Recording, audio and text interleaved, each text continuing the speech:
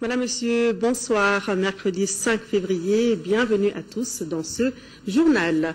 Le président de la République, Ibrahim Boubacar Keïta, a reçu en audience ce matin le ministre des Affaires étrangères de la Gambie, Aboubacar Abdullah Sangor, était porteur d'un message du président Yaya Jammeh. L'émissaire a réaffirmé le soutien des autorités gambiennes au processus de paix en cours au Mali. Aboubacar Abdullah Sangor est au micro de Moussa Fani. Mali it has always been. La présence ici, c'était de transmettre les salutations cordiales et fraternelles de son Excellence El Hadj Yaya Jammeh au président El Hadj Ibrahim Boubacar Keïta du Mali. Et tout ceci dans le but de maintenir la très proche collaboration entre les deux chefs d'État. Nous avons eu l'honneur de dire au président de la République au nom du président Yaya Jammeh de Gambie que la Gambie soutient le processus de paix au Mali. Le président Yaya Jammeh nous a également chargé de féliciter le président de la République du Mali pour sa brillante victoire à l'élection présidentielle. Il nous a chargé également, pendant notre séjour à Bamako, de réaffirmer son engagement pour le processus de paix au Mali. Je vous l'annonçais il y a juste un instant, l'Union européenne mettra à la disposition du Mali plus de 400 milliards de francs CFA pour la période 2014-2020. L'annonce a été faite ce matin à l'ouverture des travaux de la deuxième réunion de suivi de la conférence des donateurs pour le développement du Mali. Le Premier ministre Oumar Tatamli, qui présidait la rencontre, a souligné que les fonds qui sont mis à la disposition de notre pays seront bien utilisés. Envoyé spécial à Bruxelles, Tchadja Kamara, Amadou Sankari. C'est le siège de la Commission de l'Union européenne qui a accueilli cette deuxième réunion internationale de suivi de la conférence des donateurs pour le développement du Mali. Dès le début des travaux, l'ensemble des délégations ont salué le retour de notre pays à l'ordre constitutionnel. Une situation qui met à l'aise la communauté internationale pour soutenir les efforts de l'État malien. C'est pourquoi l'Union européenne a annoncé qu'elle mettra à la disposition du Mali pour la période 2014-2020 plus de 400 milliards de francs CFA. Une enveloppe qui sera répartie sur 4 secteurs correspondant aux priorités du Mali. Il s'agit de la réforme de l'État, de la consolidation de la paix, la sécurité alimentaire, l'éducation et la construction de l'axe routier reliant Gao et Kidal à la frontière algérienne. Et la France souhaite que cette mobilisation des donateurs se poursuive. Déjà, ce partenaire avait apporté sa contribution. Pour ce qui concerne la France, le président de la République avait annoncé 280 millions d'euros à la conférence de Bruxelles. 200 millions sont engagés, 55 millions versés. Ces chiffres sont exceptionnels. Ils sont le résultat de la qualité de l'analyse, de la stratégie et des conclusions de la conférence de Bruxelles, de la confiance portée dans les nouvelles autorités maliennes, des premières actions que vous avez engagées, de l'existence même de ce groupe de suivi, du sentiment que les évolutions vont dans le bon sens dans les divers domaines de l'action collective nationale et internationale, qu'il s'agisse du retour d'une certaine stabilité dans le Nord ou du déploiement de la MINUSMA, qui vient d'être saluée à l'occasion de la toute récente visite du Conseil de sécurité à Bamako. La France souhaite que cette mobilisation des donateurs se poursuive. Pour le Premier ministre Oumar Tatamli, l'État mettra tout en œuvre pour assurer la traçabilité des fonds qui seront mis à sa disposition. Pour recréer les conditions du vivre ensemble et de la cohésion sociale, le gouvernement a procédé à la restructuration de la commission dialogue et réconciliation existante en une commission vérité, justice et réconciliation qui aura 4 axes principaux de travail. Le droit à la vérité, le droit à la justice, le droit à la réparation, la fin de l'impunité. Conscient des dimensions régionales et sous-régionales de la crise malienne, le président de la République a pris des initiatives diplomatiques visant à assurer un meilleur ajustement de notre environnement immédiat aux exigences de notre sécurité et de l'ouverture prochaine, nous l'espérons, de pourparlers de paix inclusifs. Il s'est rendu en Mauritanie et en Algérie, pays frères et voisins, soucieux comme nous de paix et de sécurité dans notre espace commun. Dans ce dernier pays, Algérie, un processus de facilitation du dialogue politique a été lancé à la demande des autorités maliennes qui a produit des premiers résultats prometteurs. Nous savons pouvoir compter sur l'appui constructif de ce pays frère pour accélérer la tenue des pourparlers de paix inclusifs. Le gouvernement se félicite des concours précieux qu'il continue d'obtenir des partenaires afin d'accélérer la reconstruction des infrastructures économiques et sociales de ces régions. Nous sommes en effet convaincus qu'il n'y a pas de développement sans la sécurité, mais aussi pas de sécurité sans le développement. Pour permettre aux donataires de mieux comprendre les actions en cours, chacun des membres du gouvernement a fait le point de la situation selon le secteur qui le concerne. L'ensemble des donataires se sont donné rendez-vous à Bamako en mai prochain pour souffler sur la première bougie de cette grande mobilisation de la communauté internationale à Bruxelles. Retour sur le continent pour vous dire que le ministre des Maliens de l'Extérieur, Dr Abdraman Sylla, séjourne à partir de ce 5 février et ce jusqu'au 20 février prochain dans 5 pays d'Afrique centrale et australe à la rencontre de nos compatriotes. Il s'agit de la Guinée équatoriale, du Gabon, de la RDC, du Congo-Brazzaville et de l'Angola. Ici, à Bamako, les députés étaient cet après-midi en séance plénière, présidée par Issaka Sidibé, président de l'Assemblée nationale. L'ordre du jour portait sur la répartition du temps de parole entre groupes parlementaires, comme indiqué dans le rapport de la commission ad hoc de l'Assemblée nationale, mais qui serait contraire à la constitution malienne. Après modification, les députés ont adopté à l'unanimité la formule, la répartition du temps de parole entre les députés non inscrits. Les précisions de Garibou Pérou.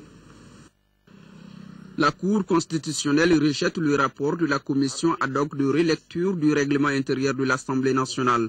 Les motifs du rejet portent sur un seul point, le principe d'égalité des députés non inscrits qui n'ont pas droit à la parole lors des débats sur les questions d'actualité. C'est par ces motifs que la Cour, dans son article 2 de son arrêt 2014 du janvier, a déclaré contraire à la constitution malienne. Article 2. Déclare contraire à la Constitution le membre de phrase la répartition du temps de parole entre groupes parlementaires de l'article 91. La répartition du temps de parole entre groupes parlementaires, il s'agit bien de cette formulation qui passe mal au niveau de la Cour constitutionnelle. C'est pourquoi la commission ad hoc fait d'autres propositions de formulation. Les échanges de la commission ont porté sur 3 propositions de formulation, à savoir remplacer groupe parlementaire par député, remplacer groupe parlementaire par orateur ou ajouter les députés non inscrits après groupe parlementaire. La commission, après les échanges, a retenu la 3e proposition en formant un amendement unique pour prendre en compte les députés non inscrits. Les députés non inscrits, voilà la formule adoptée par 128 députés, 0 contre et 0 abstention. À travers cette observation de la Cour constitutionnelle, les députés non inscrits sont pris en compte dans la répartition du temps de parole lors des débats sur les questions d'actualité. Restons à l'hémicycle où le président a successivement reçu en audience les ambassadeurs de la République populaire de Chine, des Pays-Bas et de France. Concernant les 2 premières audiences, les échanges ont porté sur la coopération sino-malienne et le rôle de l'Assemblée dans la consolidation de la démocratie. Les représentants diplomatiques de ces 3 pays ont par ailleurs félicité le président Issaka Sidibé pour son élection à la tête du Parlement malien. Le compte rendu de cette série d'audiences avec Ramata Konaté. La coopération sino-malienne est en bonne santé. Les 2 pays entendent renforcer cette collaboration âgée de plus d'un demi-siècle. C'est ce qu'a laissé entendre l'ambassadeur de la République populaire de Chine au Mali à sa sortie d'audience chez le président de l'Assemblée nationale. J'espère que dans l'avenir, les 2 l'Assemblée nationale peuvent approfondir la coopération et faire les échanges personnels ou bien des députés entre les 2 assemblées nationales. Et comment se porte la coopération entre le Mali et la Chine? La coopération se porte très bien. Depuis toujours, depuis les 50 ans, la Chine a toujours soutenu le Mali pour le développement. Je suis très content que nos 2 parties, nous avons le même sentiment, la même volonté de développer notre coopération. C'est l'ambassadeur des Pays-Bas qui emboîte le pas de son homologue chinois. Cette fois-ci, il est question du fonctionnement de l'Assemblée nationale et du rôle de cette institution dans la consolidation de la démocratie. Dans tous les cas, l'ambassadeur néerlandais se dit satisfait par la qualité des échanges. C'était très bon de se rencontrer avec le président de l'Assemblée nationale pour discuter un petit peu sur le rôle de l'Assemblée nationale et aussi le travail à faire, les difficultés on peut voir, et les opportunités. C'était vraiment sur le fonctionnement du Parlement et les idées sur, par exemple, la communication. Il y a beaucoup de discussions au niveau de l'Assemblée nationale ici, mais quel est le message et la manière de communiquer avec la population, quelque chose de très important. La dernière personnalité reçue ce mercredi par le président Issaka Sidibé est l'ambassadeur de France au Mali. Gilles Huberson est venu féliciter le président pour son élection à la tête du Parlement malien. Auparavant, le même message d'encouragement lui avait été adressé par l'ambassadeur de la République populaire de Chine et son homologue des Pays-Bas. La 9e session ordinaire de la 4e mandature du Conseil économique, social et culturel, ouverte lundi dernier, se poursuit. Rappelons que la session porte sur le thème de l'employabilité des jeunes dans le contexte de la relance de l'économie nationale post-crise. Aujourd'hui, place était à la communication du BIT. Le reportage de Ibrahima Tchokari. 75 millions de jeunes à travers le monde sont en chômage. En Afrique, ils sont 38 millions, soit 12%. L'aspiration de cette couche pour les questions d'emploi et de justice sociale a souvent conduit à des protestations. L'emploi est donc vital pour assurer la stabilité. Aussi, cette question interpelle la communauté internationale. Des solutions existent. Il faut aujourd'hui reconnaître que l'heure est venue de changer de paradigme, en faisant le lien intime entre la croissance économique et la croissance de l'emploi. C'est extrêmement important. Ne pas se préoccuper que d'assurer les simples équilibres macroéconomiques et macrofinanciers. Selon le conférencier, la problématique de l'emploi en période normale est difficile. Elle s'empire en période de crise et nous devons en profiter pour créer des opportunités tout en tenant compte des spécificités. On doit aussi profiter de la crise qui permet aussi de créer des opportunités. Et donc, surtout dans la période de transition entre la fin de la crise et également la reconstruction. Cette période de transition permet d'ouvrir des fenêtres d'opportunités qu'il faudrait saisir en développant des actions à quick impact, donc à impact rapide, des actions d'urgence. Les partenaires sociaux ont un rôle grand à jouer. Les employeurs et les travailleurs ont un rôle extrêmement important à jouer en matière de formulation de politiques. Surtout lorsque nous parlons de politique d'emploi, ils doivent être impliqués non seulement dans la formulation, mais aussi dans le suivi et évaluation de la mise en œuvre. On comprend aisément que l'emploi des jeunes soit une priorité nationale à traduire en action. Le parti LMA a animé cet après-midi un point de presse pour faire la synthèse des travaux de sa 2e conférence nationale tenue à Ségou. 3 thèmes majeurs ont été développés, à savoir le Mali après la crise, la restructuration du parti et le bilan et les perspectives. Reportage de Daouda Sidiki Diarra. Chaque année, après sa conférence nationale, les partis éléments organisent un point de presse pour faire la synthèse de ses travaux. La 10e conférence qui s'est tenue ces derniers jours à Ségou a regroupé des délégués venus de Bamako, des 49 cercles du Mali et de l'extérieur. Pendant 2 jours, selon le conférencier, les participants ont abordé 3 thèmes en atelier, à savoir le Mali après les crises, la structuration du parti, les bilans et les perspectives des élections. Cette conférence nationale qu'on a tenue à Ségou, on peut dire, a atteint ses objectifs. Au niveau de l'atelier 1, qui concernait le Mali après la crise, 2 thèmes ont été présentés à ce niveau. La réconciliation a été définie comme étant un processus global, incluant des instruments clés tels que la justice, la vérité, la cicatrisation, et la réparation des préjudices afin d'assurer la transition d'un passé divisé à un avenir commun. La conférence nationale a permis de définir les concepts de la structuration au sein du parti et d'analyser les propositions faites par les délégués. Pour une meilleure implantation du parti, le conférencier dira que des propositions et des constats ont été formulés. L'une des actions phares du parti, il s'agit de l'implantation de la structuration. Trouver davantage de moyens pour assurer l'implantation du parti. Renforcer la communication entre la base et le sommet. Mettre en place un mécanisme d'accueil et d'intégration des nouveaux militants et sympathisants à tous les instances, au niveau de toutes les instances du parti. En perspective, la conférence a pris acte du bilan de la participation du parti aux élections législatives de 2013.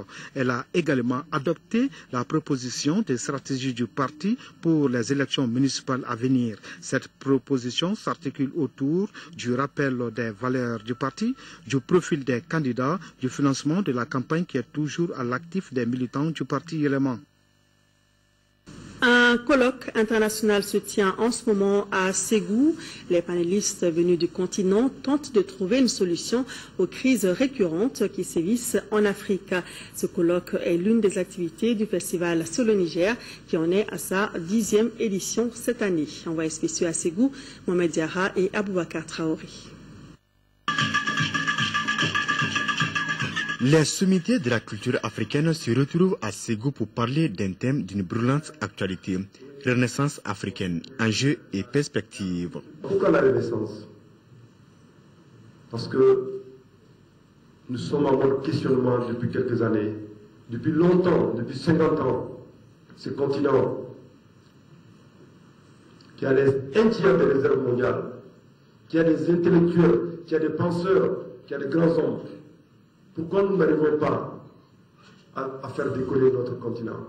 Le colloque de Ségou a choisi à juste titre pour la présente édition le thème Renaissance africaine, enjeux et perspectives, au moment où notre pays traverse une période de post-crise marquée par une forte volonté de réconciliation nationale et de recherche d'une paix définitive. Pour la renaissance de l'Afrique, les panélistes ont leur vision. Ils estiment que les dirigeants africains doivent prendre leurs responsabilités. C'est ce qui ressort de l'exposé du professeur de l'Université de Yaoundé. La communication de Célestin Tagou a porté sur le lien entre renaissance africaine et gestion politique des conflits. Ce qui fait problème, c'est selon moi le contrôle du pouvoir central. Il y a une difficulté pour nous d'articuler de manière satisfaisante pour tout le monde la redistribution des ressources entre les centres et les périphériques, que ce soit les ressources économiques, politiques ou les contrats. Les potentialités, l'Afrique en dispose et la preuve, le continent enregistre la plus forte croissance économique dans le monde. C'est pourquoi l'ancien ambassadeur Abdoulaye Diop a la conviction que cette renaissance est possible. Il y a quand même des croissances à deux chiffres, de certains pays dépassent 12% de croissance sur le continent, pendant que l'Europe et l'Amérique sont vraiment en récession. Donc en même temps, je pense que ça présente une grande opportunité. L'Afrique a la population la plus jeune sur le continent.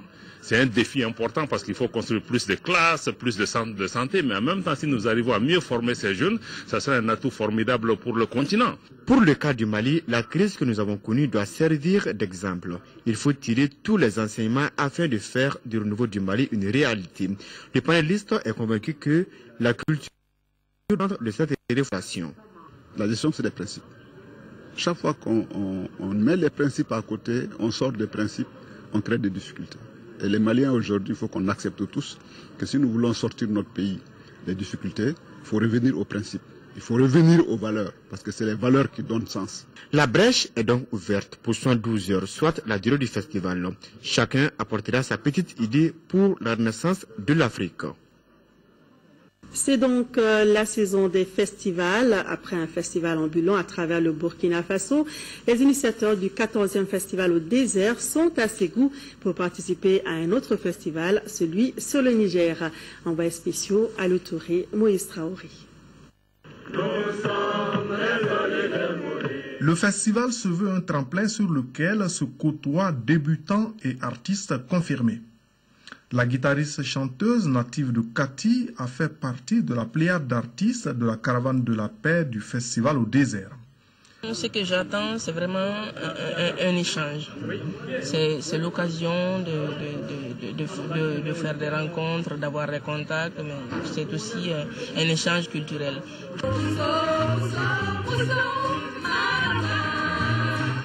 Le festival, c'est comme une scène internationale.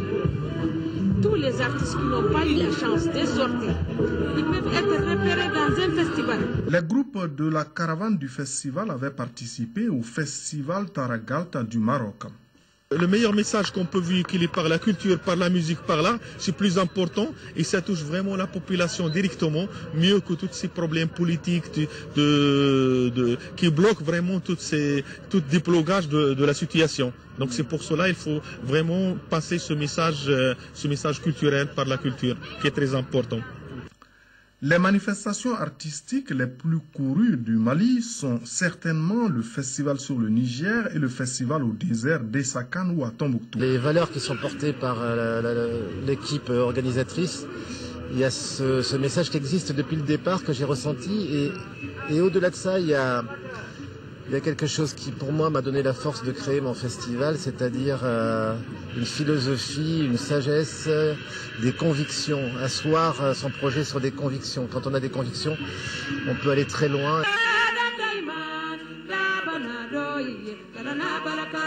Ce festival a eu des retombées énormes économiques sur la région de Tombouctou, sur le tourisme en général au Mali, sur beaucoup de plans pour les artistes et pour la culture. Mais notre objectif au départ, c'était le développement culturel. Et ça tient toujours après, depuis que cette crise, depuis ce problème, est venue une nouvelle donne qui est celle du renforcement de l'unité nationale, de la cohésion sociale, de la réconciliation. Du 5 au 9 février 2014, Ségou est le centre de rencontre des artistes et des promoteurs de festivals à travers le monde. Place à présent à l'actualité sur le continent. En Centrafrique, les déplacés sont de plus en plus nombreux, même si certains sont rentrés chez eux. Malgré un semblant de calme, la sécurité n'est pas encore établie dans le pays. La présidente Catherine Samba-Panza a mis en garde les fauteurs de troubles. Un flot continu de réfugiés traverse la frontière camerounaise, à pied, à moto ou entassés dans des camions surchargés. Par milliers, ces musulmans fuient les violences sectaires qui ravagent la Centrafrique. Ils ont tout laissé derrière eux et s'installent à Garoua-Boulé, dans un dénuement complet. Il n'y a pas de manger, il n'y a pas de savon, il n'y a pas de drap, il n'y a pas de comme ça, je vais souffrir. La Croix-Rouge tente de répertorier ces nouveaux venus, de leur trouver un toit.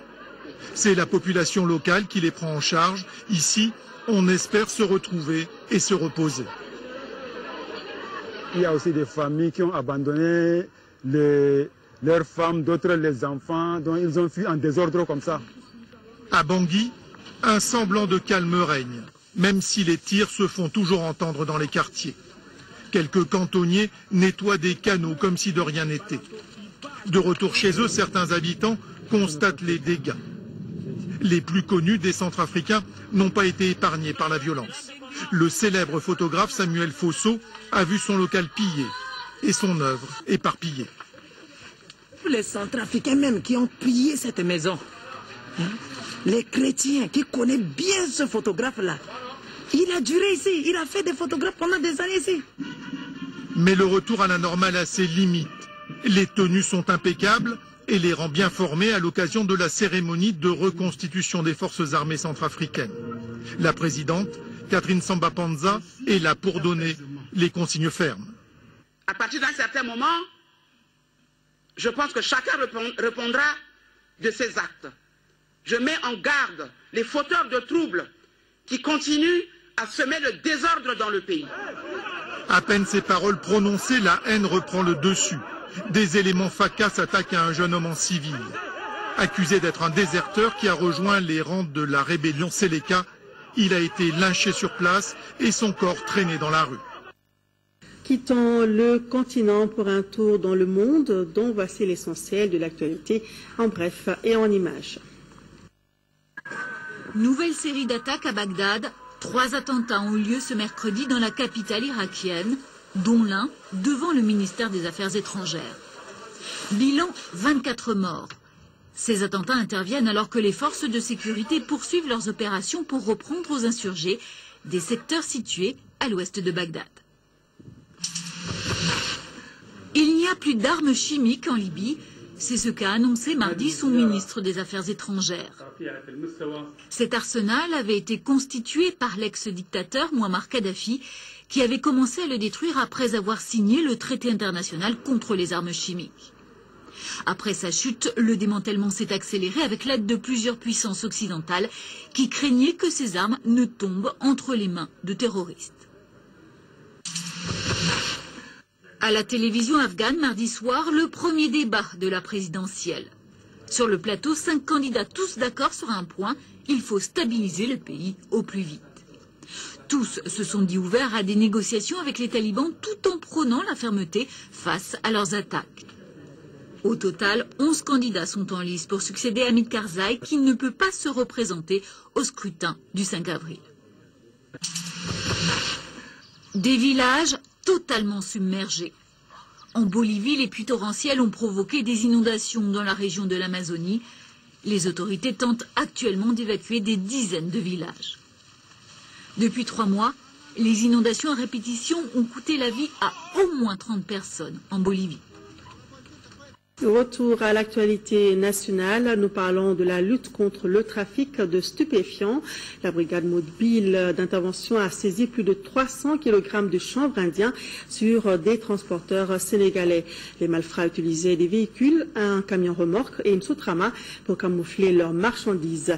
Heureusement, ils se sont heurtés à la vigilance des agents de la brigade mobile d'intervention qui ont mis un frein à leur trafic. Mariam Sagara est allée voir. Plus de 300 kg de chanvre indien ont été saisis sur des Sénégalais. Ces narcotrafiquants très rusés ont un mode opératoire délicat qui trompe la vigilance des agents les plus doués. Cependant, ces soldats de l'économie ont utilisé des méthodes on ne peut plus mieux. Les moyens par lesquels vraiment arrêter cette drogue était en train de passer n'est pas du tout, n'est-ce pas, un moyen quand même fortuit. Au fait, le véhicule plateau à nu, comme vous l'avez vu, s'est déplacé de Bamako jusqu'au derrière Kati, derrière le Dral, sans rien, n'est-ce pas, à bord. Et après, le véhicule est allé s'engouffrer dans un talus où, après, a été rejoint par cette sotrama qui, au fait, contenait la drogue, les 170 briques. Et c'est à ce niveau maintenant qu'ils ont transbordé les chanvres indiens dans des caches spécialement aménagées sous le plateau en question. Ces délinquants qui ont pris la fuite viennent à Bamako avec des remorques complètement vides. On a procédé vraiment à l'écart de contenu qui nous a donné en tout 172 briques de chanvre indien qui étaient enfouies sous ce véhicule, comme vous l'avez vu, un véhicule vide, un simple plateau, et à la vue, n'est-ce pas, duquel on ne peut pas du tout, n'est-ce pas, se rendre compte ou bien remarquer ou bien se dire même que ça peut vraiment transporter cette quantité. Le Mali, par sa situation géographique, est devenu un lieu de passage de prédilection de la drogue pour d'autres pays. Ainsi, malgré la persévérance des douaniers, ces trafiquants ne cessent de développer des stratégies pour arriver à leur fin. 8e session du conseil d'administration de l'Agence nationale de télésanté et d'informatique médicale Antime. Les administrateurs devront approuver le projet d'établissement des ressources humaines de la structure. Fatoumata Kone. L'insuffisance de ressources humaines et financières, l'insuffisance d'équipements, l'étroitesse des locaux, difficultés auxquelles l'Agence nationale de télésanté et d'informatique médicale ANTIM était confrontée. Malgré cela, l'ANTIM a fait des réalisations courant 2013. L'année 2013 a permis la réalisation des activités planifiées à hauteur de 61%, un taux de mobilisation des ressources budgétaires de 89%, avec un taux d'exécution de 80%. Cette 8e session est placée sous le signe de la Renaissance. Pour ce faire, l'agence a élaboré un nouveau projet d'établissement 2014-2018. Mettre en place l'intranet de la santé, c'est-à-dire faire en sorte que toutes les structures de santé puissent être interconnectées entre eux pour le renforcement des capacités des ressources humaines. Alors là, le projet d'établissement va adresser ces questions-là. Il nous faut 8 milliards sur 5 années. La structure doit être logée à la maternité d'Amdalaï. Au cours de cette session, le directeur donne des explications concernant cette location. les informations douteuses qu'on est en train de faire passer dans la communauté que la maternité a été vendue. Ici, on le dit formellement, la maternité de Hamdallah n'a pas été vendue. C'est un service du ministère de la Santé qui va être mis à côté et la maternité va continuer ses services encore mieux parce qu'elle va être rénovée totalement et mise à la disposition de la communauté. Les défis qui se posent à l'intime, selon le directeur général, c'est de couvrir le système numérique d'information sanitaire intégré et l'annuaire électronique de tous les établissements sanitaires du Mali. Les travaux de construction du village artisanal de Sikasso se déroulent normalement. C'est le constat fait par le chef de l'exécutif régional en visitant le chantier hier mardi. Visite suivie par Idrissa Goulou Sissoko. En se rendant sur le chantier du village artisanal de Sikasso, le gouverneur de la région voulait se rendre compte de l'état d'avancement des travaux. Démarré en août 2013, le chantier a connu un moment d'arrêt avant de redémarrer. Aujourd'hui, le taux de réalisation est de 49,9% et l'entreprise assure que le délai de fin des travaux sera respecté. Le village comprend des sites d'exposition, de vente, des bureaux administratifs, des ateliers, des salles de réunion, une salle informatique, une buvette et une infirmerie. Vu l'envergure du projet quand même pour les populations de Sikasso, nous nous sommes trouvés en devoir de venir voir ce qui se passe. Et très sincèrement, je suis très satisfait de l'évolution des travaux. Bon, le message, c'est de dire à l'entreprise d'aller vite, parce que c'est vrai, c'est un travail qui est très important pour les populations de Sikasso.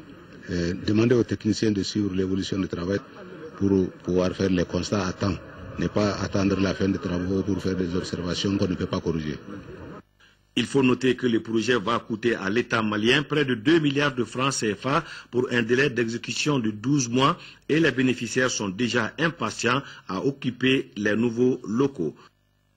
En 5e région, le nouveau gouverneur Kamankane a prêté serment ce matin au tribunal de première instance de Mopti sous la supervision du président Mohamed Abdraman Maïga avant d'être renvoyé à l'exercice de ses fonctions de gouverneur. Cette cérémonie de prestation de serment fait suite à la passation de service entre le gouverneur sortant, Ibrahima Ama, promu secrétaire général au ministère de l'administration territoriale, et le gouverneur entrant, Kamankane. C'était jeudi dernier sous la supervision de l'inspecteur en chef de l'Intérieur. Ensuite, le nouveau chef de l'exécutif régional a été présenté à toutes les sensibilités de la région de Mopti au cours d'une cérémonie organisée pour la circonstance dans la salle de conférence du gouvernorat de Mopti. C'est ce que nous signale notre reporter Jules Sambou Sissoko. Toujours en 5e région, une mission du ministère de la coopération économique et du développement de la République fédérale d'Allemagne était à Djenné. C'était pour constater la mise en œuvre du projet de renforcement de la citoyenneté des jeunes. Un projet présent dans les cercles de Gundam, Diré, Douansa et Djenné. Le reportage de Jules Sambou Sissoko.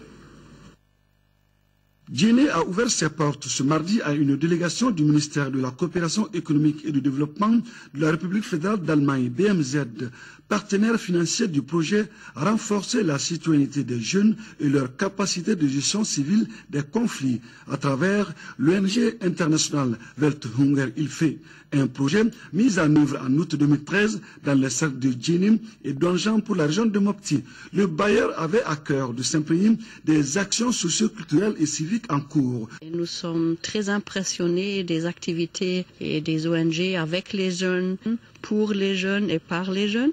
Et nous pensons que c'est vraiment important que les jeunes participent plus dans le développement du pays. Ici, les voies traditionnelles constituent de bons itinéraires de gestion civile des conflits. Ce projet MLID 64 est un projet qui se situe dans le contexte de l'après-crise. Comment appuyer les jeunes après la crise que nous avons connue en 2012. Et pour cela, on les apprend à gérer convenablement les conflits avec des forums de discussion, des forums d'échange. Et aussi, l'autre axe, c'est vraiment de renforcer beaucoup économiquement les jeunes à travers le cash for work. La délégation allemande ne s'est pas privée d'une bouffée d'oxygène touristique à Djenné, Dieu non. Les périmètres maraîchers de Farabana et de Sorebougou dans la commune rurale du Mandé ont reçu ce mardi la visite des membres et partenaires financiers du programme de gestion décentralisée des forêts. La visite suivie d'échanges avec les bénéficiaires visait à s'imprégner des conditions de travail des femmes. Fademba Keita. Le périmètre maraîcher de la coopérative des femmes de Farabana a été la première étape de cette visite. Dans ce jardin d'un hectare travaillent une soixantaine de femmes. À l'aide de 2 puits à grand diamètre, les femmes formées aux techniques de maraîchage et de production de la fumure organique subviennent aux besoins quotidiens. Nous sommes 60 femmes membres de la coopérative. Ce périmètre, en valeur il y a 3 ans, nous aide beaucoup à subvenir à nos petits besoins. Deuxième et dernière étape de cette visite, le périmètre en chantier de l'association Timinandia des femmes de Sorebougou. Ici, l'hectare à exploiter est alimenté par un château. Ces activités initiées s'inscrivent dans le cadre de la composante adaptation au changement climatique du programme GDFOR. Cette visite a pour objet de préparer la nouvelle stratégie de la coopération entre le Mali et la Suède. C'est-à-dire qu'il y avait une stratégie qui a pris fin. Maintenant, la Suède est en train de voir comment préparer la nouvelle stratégie. Et par rapport à ça, elle a jugé nécessaire de venir voir ce qui se passe sur le terrain pour ne pas faire la rupture entre ce qui avait été fait et ce qui va être fait. Les femmes rurales de ce projet, financé par la coopération suédoise au Mali, sont encadrés par les coordinateurs de l'association Action pour le sursaut de la femme malienne. D'abord, le périmètre maraîcher de Farabana a été réalisé par le programme Gestion décentralisée des forêts qui relève de la Direction nationale des eaux et forêts. Et pour ce qui concerne le périmètre dans lequel nous nous trouvons, c'est un périmètre en aménagement, mais toutes les infrastructures d'eau et d'irrigation et de protection sont déjà installées. On m'a déjà expliqué qu'on ne coupe plus de l'arbre ici, on préserve tout à fait la forêt. Les femmes ont une alternative, on fait la cultivation ici, on a des recettes, on peut se nourrir, on peut vendre. Mise en œuvre à hauteur de 5 milliards de francs CFA, il couvre plus de 30 communes des régions de Sikasso, Koulikoro et Kaye. Voilà, Madame, Messieurs, c'est la fin de ce journal. Merci de votre attention. Je vous retrouve, s'il plaît à Dieu, demain soir. Mais avant, vous serez avec Amara Malé Diallo à 10h et 13h. Merci et bonne suite de programme à tous sur l'ORTM.